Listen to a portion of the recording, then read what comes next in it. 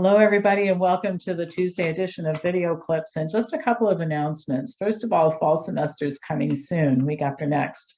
One great recommendation for health professionals who are looking to try our education and see if they like it, and also for lay people who just want to know lots more about health, is the Diet and Lifestyle Intervention Program. It's a 15-class series. And by the way, we record every class and make it available for 4 weeks in case you can't participate live.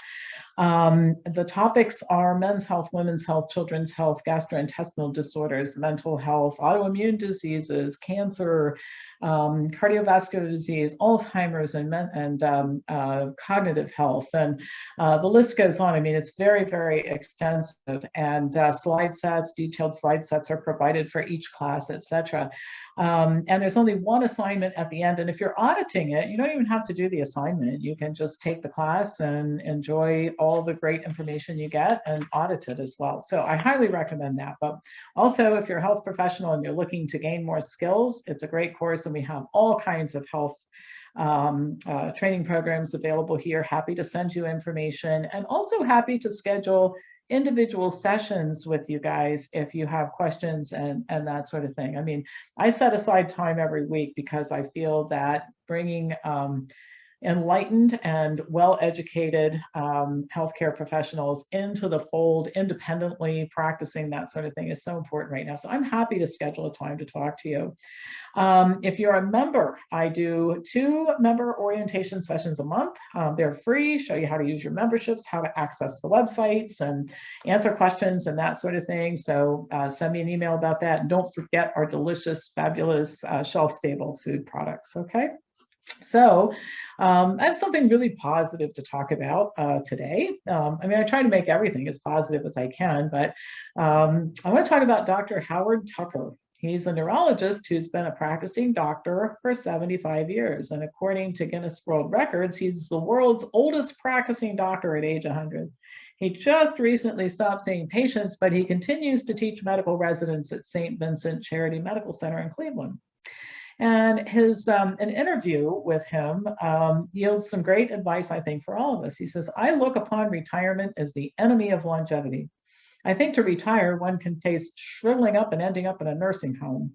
It's fun staying alive and working. It's delightful work. Every day I learn something new." And then he adds this about retirement. "I don't understand it," he says. "I don't understand golfing 3 days a week."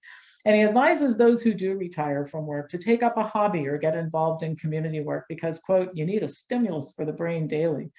And by the way, studies do show that people who are mentally engaged are less likely to end up with cognitive decline or Alzheimer's disease. Dr. Tucker recently survived COVID, which he says was a gift from one of his relatives at his 100th birthday party. He says he had mild symptoms and recovered quickly. And in fact, in his whole very long life, the only major medical event was a broken neck that resulted from a skiing accident that took place when he was in his late 80s, and he recovered fully from that as well. While working at the Cleveland Clinic and continuing to see patients by day, he attended law school at night and passed the bar exam at age 67 because he was interested in the law. And so much for your, "Oh, I'm too old to go back to school. I'm too old to get another degree. I'm too old to do this. I'm too old to do that." He never says anything like that. Dr. Tucker says that a family history of longevity can be helpful, but it's food and diet and limiting alcohol and a lot of happiness that you need in order to live for a long time. He never smoked. He sometimes has a martini on Friday night. When it comes to food, he practices moderation. He's exercised all of his life, and while his family won't let him ski since he had that accident, he's taken up snowshoeing. He works out in his home gym, which includes a treadmill, stationary bike, and an old-fashioned Nordic track, which is like skiing, he says. Tucker says his grandson has helped him to learn how to use new technology like computers and apps, and he was determined to stay relevant by learning how. He continues to study and read about his field in order to stay up to date, and is excited about new developments in medicine. And I want to remind you, this guy's 100 years old, all right?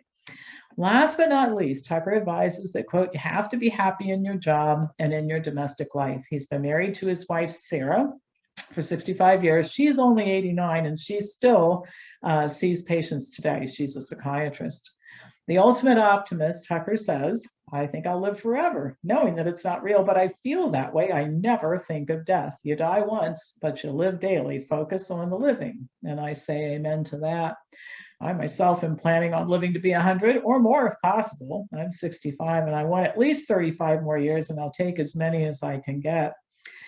A couple of observations I'll give you. I've never heard a centenarian express regret that he or she lived to be 100. I've looked at profiles and interviews, people who've lived to be 100 or more, and they're all happy to be alive and look forward to as much more life as they can have. So much for the people who say, oh, I don't want to live to be old. Just, I hope I get hit by a bus before I'm old. Some of those same people are clinging to life. If they're threatened, if they have a life-threatening disease, they'll do anything to have more life. It's actually pretty fun living on this planet, as it turns out.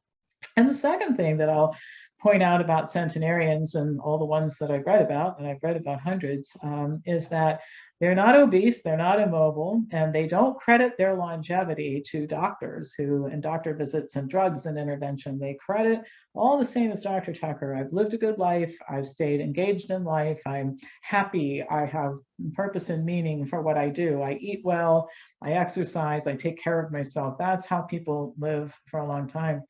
Understand, if you need a doctor, it's good that they're there when you need them, but most people hang out with doctors way too much, and you ought to hang out at the grocery store and the gym a whole lot more than doctors. All right, so I found some inspiration in that, particularly because I aspire to be a centenarian, and like Dr. Tucker, longevity does run in my family, although my mother died early of medical care.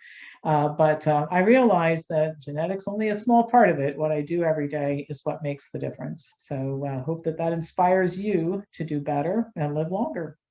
As usual, pass this on to anybody who you think might enjoy watching it, and I'll be back to you tomorrow with more news.